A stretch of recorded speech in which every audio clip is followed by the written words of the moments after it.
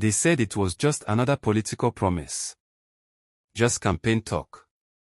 Just noise to excite a base and trend on headlines for 24 hours. They said America had its own problems.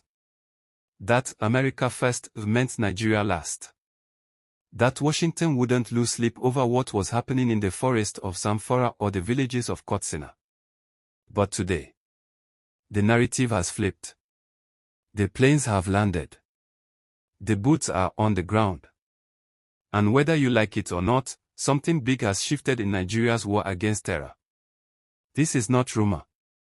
This is not social media speculation. This is not sources say.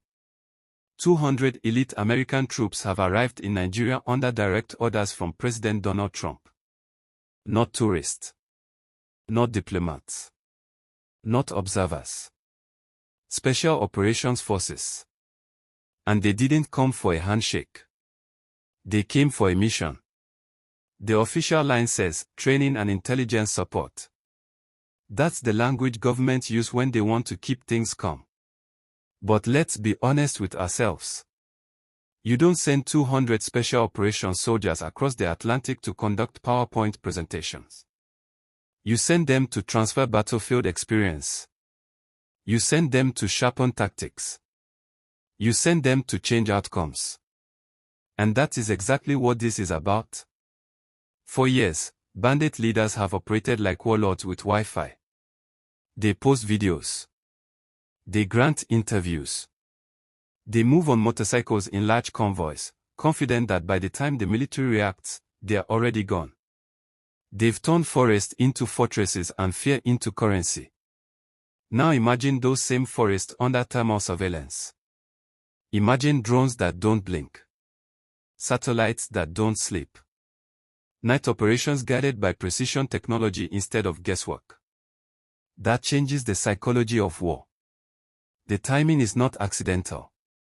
Just days ago, another massacre shocked the country. Another community attacked. Another round of mourning. Another reminder that the Nigerian military is fighting multiple wars at once: insurgency in the northeast, banditry in the northwest, separatist tensions in the southeast. The system is stretched. The troops are exhausted. Equipment is limited. Intelligence gaps have cost lives. So what happens when American expertise plugs into Nigerian manpower? That's the billion-naira question. Reports suggest this deployment followed intense, high-level conversations between Abuja and Washington. Not friendly small talk. Strategic talks. Security talks. Talks shaped by urgency. Remember the US drone strikes late last year that targeted terrorist positions in the northwest. Many saw that as a warning shot. A message that America was watching. A signal that patience was thinning. Now, the message is louder. But here's where it gets complicated. Some Nigerians are celebrating.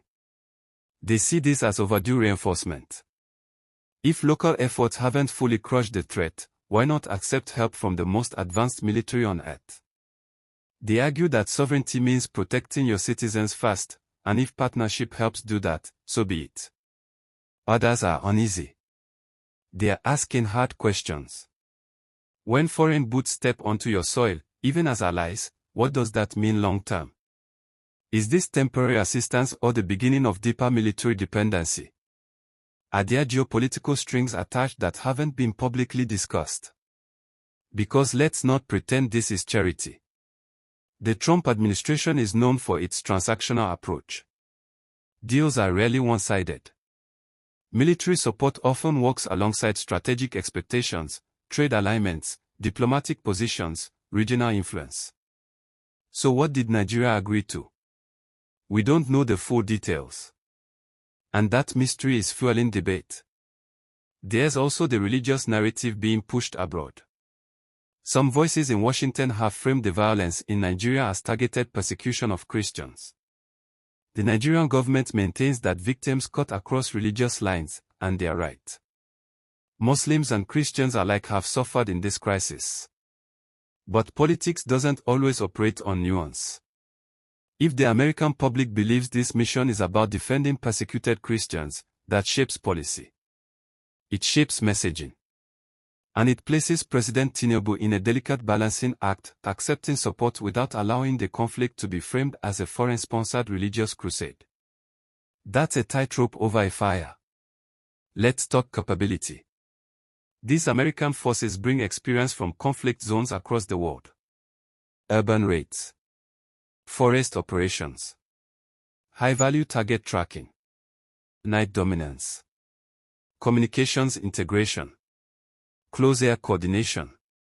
Picture a Nigerian battalion equipped with upgraded night vision, encrypted communications, synchronized drone feeds, and refined rapid strike tactics. That's not science fiction. That's the kind of transformation 200 elite trainers can initiate. But let's stay grounded. Nigeria is vast. Forests are deep. Borders are porous. 200 troops cannot patrol every village. They cannot eliminate poverty. They cannot rewrite local governance failures. They cannot magically fix corruption or unemployment, the breeding grounds that armed groups exploit. Military force can disrupt. It can degrade. It can dismantle networks. But it cannot rebuild society. If political reform, economic opportunity, and grassroots security don't follow, then even the most sophisticated intervention becomes temporary relief, a powerful bandage on a wound that keeps reopening. And there are risks. When you escalate pressure, enemies adapt. Bandit leaders may attempt retaliatory attacks to prove they are still relevant. They may target high-profile locations to send a message. They may shift tactics, fragment into smaller cells, or exploit civilian shields. There's also the fear security analysts whisper about what happens if foreign troops become direct targets. Nigeria's terrain is unpredictable. Operations are messy. Intelligence isn't always perfect. History has shown that even powerful militaries face setbacks in complex environments. So this is high stakes. As transport aircraft unload equipment in Abuja and Kaduna, this isn't just a military event. It's a geopolitical moment. A statement that the crisis in Nigeria has crossed into international priority territory.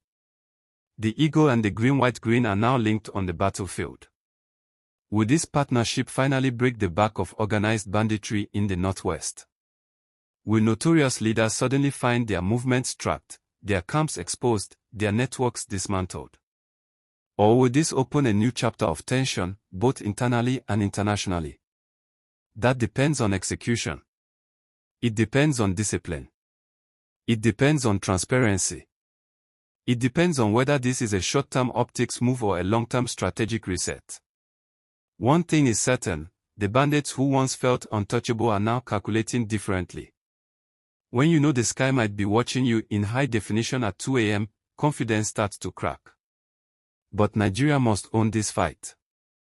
Foreign expertise can guide, but Nigerian leadership must steer. If political will weakens, if corruption interferes, if coordination collapses, then no amount of imported technology will save the mission.